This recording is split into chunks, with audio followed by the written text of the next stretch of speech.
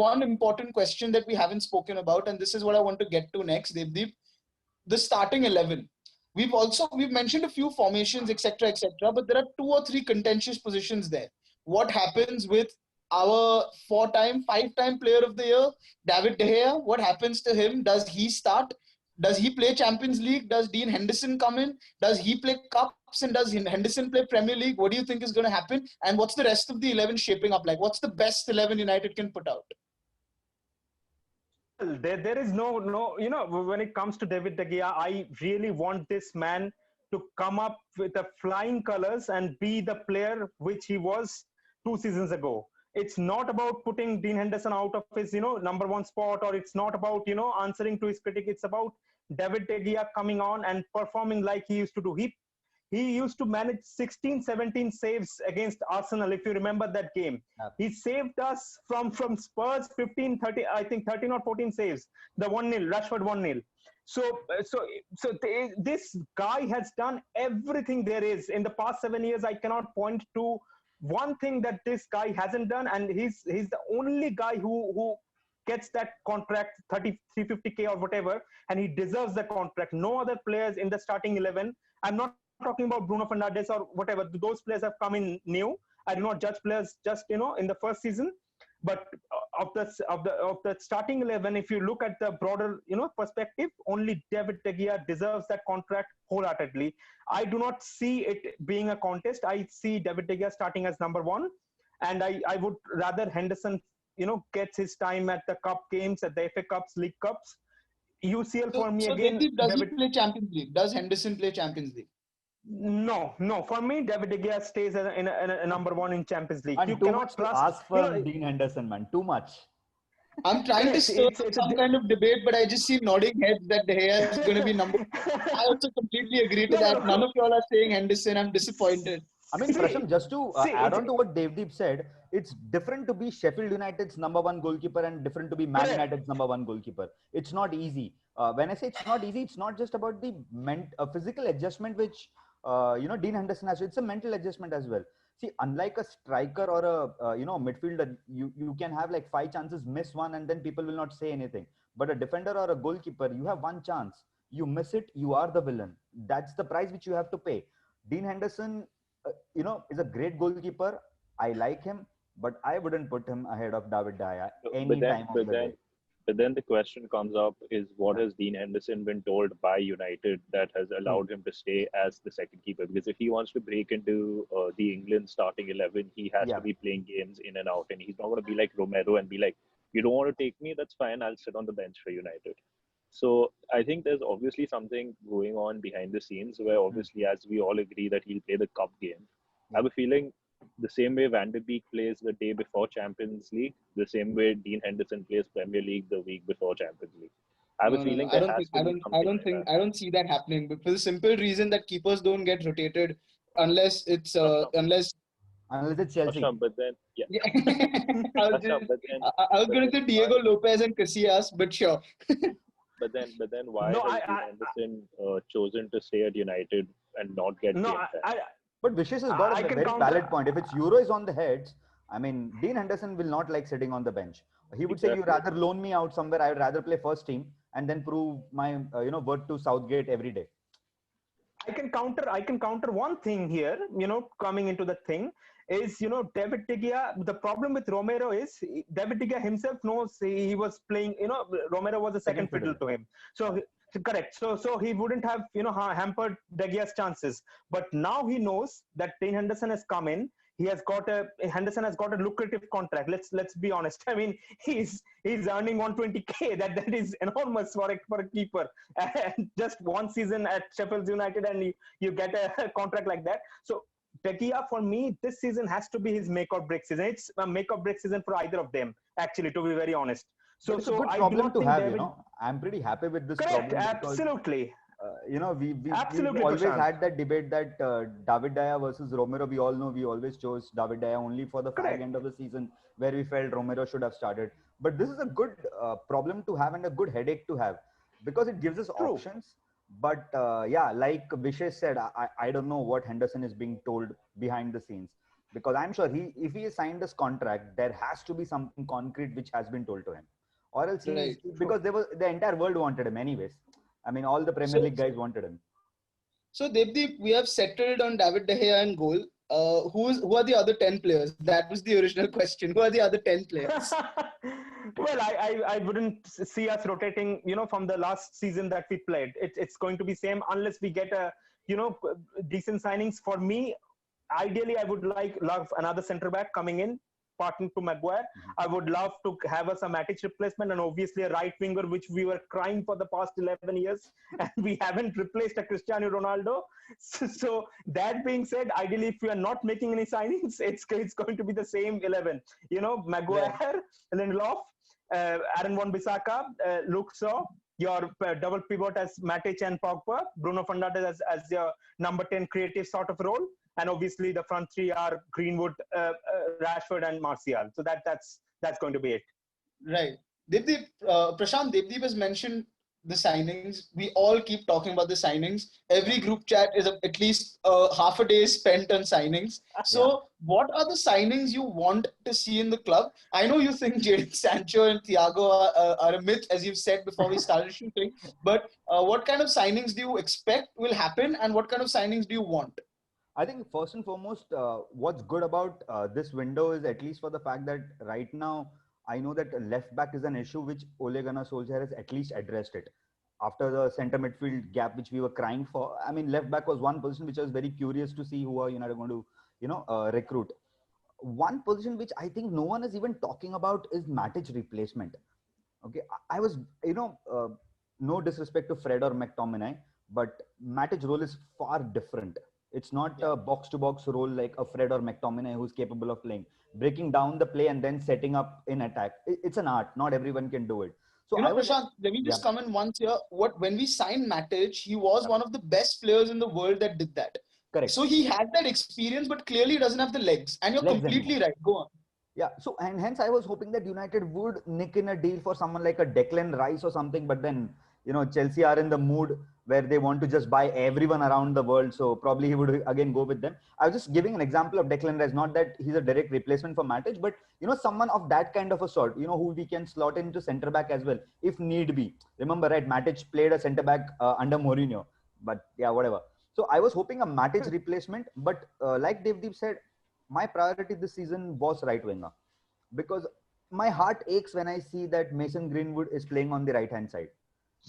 I just don't understand how you can play that guy on the right hand side. I mean, that guy is clinical goal scorer. You have to keep rotating him with Martial. It would give him much more confidence. And having a potent right winger gives you that option to expand the pitch. Once you're playing a 4-3-3, if you can't expand the pitch, you become redundant. So right winger was my first priority. Second was a Matic replacement. The third was a left back. I was still okay with the centre back pairing because I knew it was too much for me to ask in a window. But right now, since we are getting into the last 10-15 days of the transfer window, if you don't get a right winger and if you only end up with a left back, it's a big issue. So if you're getting a left back, make sure you get a quick CB, whoever is available. And United are linked with Bardishale of Monaco and so on and so forth, just like every other window, Gaetan Snyder, all those kind of guys. We are again linked with another centre back. So get a centre back quickly, get your defense sorted. If you observe any club who has rebuilt, what has Jurgen Klopp done? He built a strong base, which is recruit Virgil van Dijk ASAP, because he knows that for his formation, the centre backs are important. Same for any formation in world football. If you have sturdy centre backs or a fast pair of centre backs, it helps. So so left back, centre back are two places which I really hope United sign by end of this window.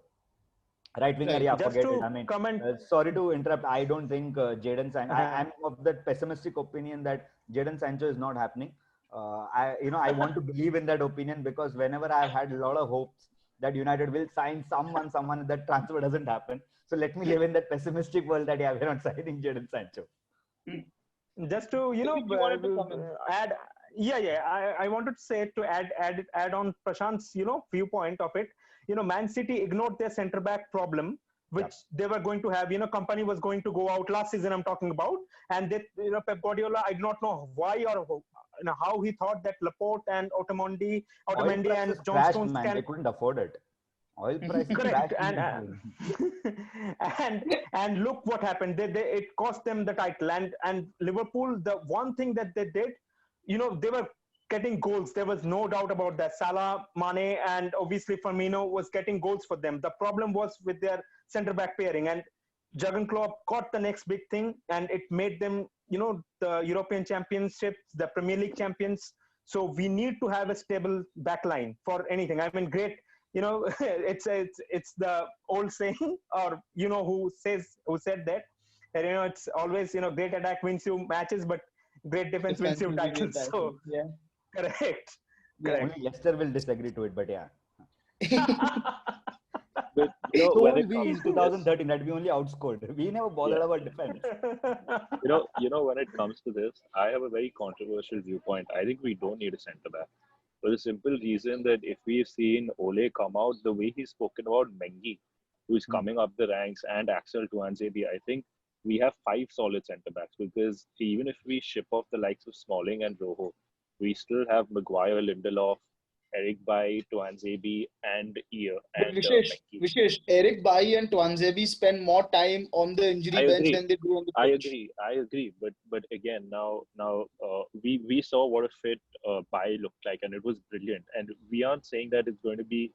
We all know that the one fixed centre back position is Maguire, because he's the club captain, so we can't even put him off.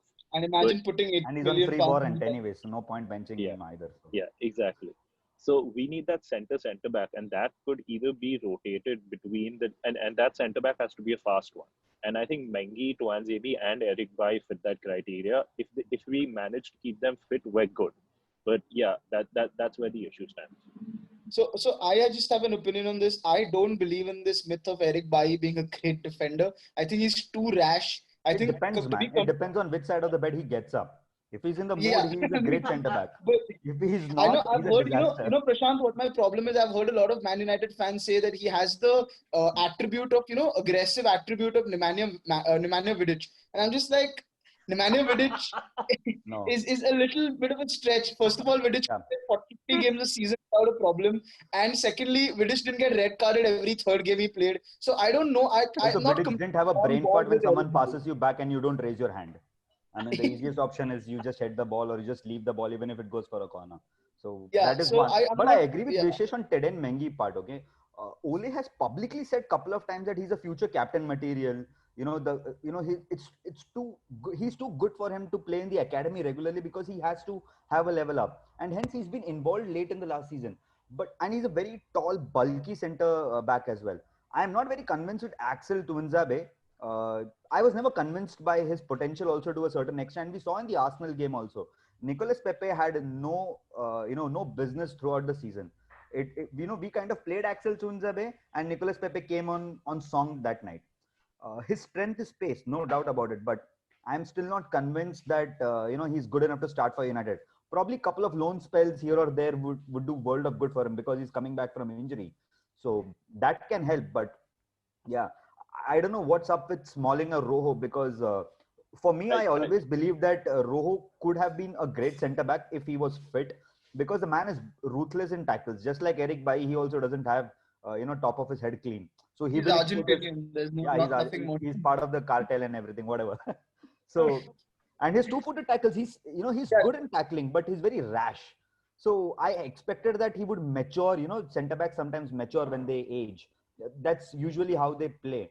But yeah, I mean, Smalling is anyways going to be sold. We all know that Roma want him bad, and 15 million for Smalling, I'll take it any day.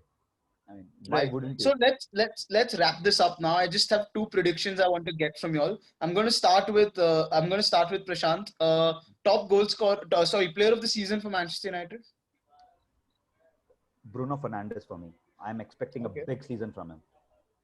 Okay, Devdeep. Okay, I have a controversial opinion here. I want to see Paul Pogba coming in and perform for the first time. Like he I am not jinxing it. I am not saying. That's why I said a player. I'm okay if he doesn't perform, but I'm not jinxing it. So I will change my opinion and go to Marcus Rashford. Vishesh, Anyway. I'm going to ask you for 2 opinions here. Player of the season and what position are we going to finish? Just one number, don't explain it. So I was going to say Paul Pogba as well, but since we're not jinxing it, I'm going with Anthony Martial. I think he'll get the golden boot. He'll lift the golden boot this season. Slightly too optimistic, but so be it. And I think we finish second if we get the signings. Second. If we don't, then fourth. Second if we get the signings. I like the even number combination, second or fourth. Prashant, where do we finish? Third. Third. Deepdeep? Can you just say first so we cover up the top four? No, I'm going with Prashant third. We have to finish third. Mm-hmm. So I'm going to have the last word on this. Player of the season for me, I think it's going to be Marcus Rashford. He's done enough good off the pitch. It's time he starts doing some on it now. And Sir Marcus Rashford. Sir Marcus Rashford, yeah. The young Sir Marcus Rashford. Arise, Sir Marcus Rashford. I think it's going to be Marcus Rashford. I'm expecting big things from Pogba, Bruno Fernandes. I mean, there's no reason why not. World Cup winner. Better start performing at Man United or please be gone. And I think Manchester United will finish third with a slightly lesser points gap between whoever finishes second. Because I think Liverpool and Man City are too strong to be displaced at the moment. I have just one question for you before you wrap up. To both of you, actually, Prasham and Vishesh. Are you guys very comfortable with the fans saying that we miss Luke Shaw very bad? Without Luke Shaw, we don't have that kind of a left-sided centre back or left-sided attacker or left-sided defender. Do you think Luke Shaw is an integral part and people sometimes underrate it? Personally, I don't think so. But yeah, just Vishesh, why don't you go first? Honestly, I think we missed out on the Luke Shaw that we bought after he got that injury. And after that, we saw Mourinho just slash him the way he slashed Rashford and Martial and so on and so forth. But under Ole, with the regular game time, I think he has become an integral part of the squad. But again, his issue is the same thing. He's defensively sound, but attacking, he doesn't make those overlap runs that much. So I think that's the only reason we're going to get Reguiloni, and that's my opinion. I think I completely disagree with Vishesh. I think he makes the runs, but his final ball is horrendous. I think no, but that's the point, Prashant. If you look at it, if we compare Reguiloni and Luke Shaw is way more defensively sound than Reguiloni, and Reguiloni is way more attackingly sound than Luke Shaw. That's the only reason we're getting Reguiloni, and that's why I think that's for the 3-5-2. Yeah, I mean, if we can get a player that's a combination, why not? Prashant, what I think is, I don't think he's as integral as he's made out to be. But the problem is, if Luke Shaw is not there, then Brandon Williams is not good enough to be that defensive player there. So that is why he becomes absolutely integral. So it's like saying is Matic, like Matic is past it, right? But so Matic in the next year is integral because when you leave Matic, there's nobody to come into Matic's position. So in that sense, we have a lot of these players who can easily be disposed of if there is someone better, but we don't have someone better. So Luke Shaw is very integral right now. I completely agree with you. That's the reason why I asked this question, because a lot of fans say that, without Luke Shaw, we struggled against Sevilla, so on and so forth. That's because Brandon Williams played because we had no other option. The bottom line is the same. That's the thing. And that's what I would like to end on. Like our squad is so inexperienced that we need to understand that. And that's where these players come in to improve our thing. By squad, I am actually not very much on board with all this inexperience. Martial's played 5 years, Rashford played 5 years. No, but all this inexperience talk, big game talk. Marcus Rashford's played a World Cup semi-final. Maguire's played a World Cup semi-final.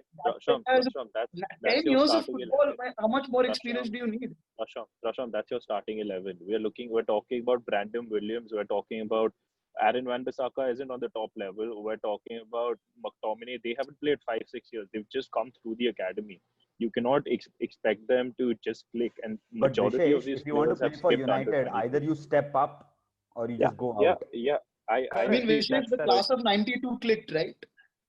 No, I'm not even going to that extent of class of 92 and so on. But, it's just a simple myth. I mean, I agree with the part that it is inexperience. But don't you think that makes life more interesting, that since you're inexperienced, you don't have any fear. You would take your chances when you're given. And Brandon Williams has had, 50-50 kind of a season. Somewhere down the line, even Mason Greenwood, for that matter of fact, although it's a revelation, but next year would be more important because teams have figured Mason Greenwood out. I think we all remember the Crystal Palace game, right? Scott Dan was shouting, don't give him space, don't give him space. So matter of time, these young kids start stepping up, because you can't pin everything to Bruno, Pogba, Rashford, Martial. Someone or the other will have to start standing up. Collectively, if they stand up, it's easier for everyone. Or else we all know what's going to go on Twitter and Instagram. It's going to go berserk. I mean, Manchester United was all about, taking responsibilities. You had the Ronaldos, you had the Rooneys who came up through the ranks and they took responsibility to, win us the game. I'm not even talking about 92, the class of 92 or whatever, but it's all about taking the responsibility. And I think the youth team, Scott McTominay, Greenwood, all of them has to take their responsibilities. Anyway. I'm just going to wrap this up now here. I'm just going to say just one last word in this, that Marcus Rashford and Mason Greenwood came into the team and did it. So, it doesn't matter. It's upon the player. It's upon the manager. And we can go on talking about this. But the fact of the matter is you need to step up when you're asked if you want to be a Manchester United player. And finally, we all agree that a successful season, this season, we have to finish in the top 4. We do need a couple of signings, but there is some more versatility in the team with Van der Beek's addition. David De Gea will keep his place in the team. And we have a good youth academy coming through that can play certain roles in Mengi or Brandon Williams, McTominay, these 3 or 4 young players whom we want to see be blooded. But there are a few transfers that need to be done, and Manchester United need to go out there and play like Manchester United should be playing. So thank you, MEFC India, for joining us today. Thanks, Prashant. Thanks, Devdeep, for coming along. I think it was a great chat. Let us know what you all think in the comments. And subscribe to our channel. We're going to do, this is part of our build up to the Palace game, and let's go out there and have a great season, and glory, glory, Man United.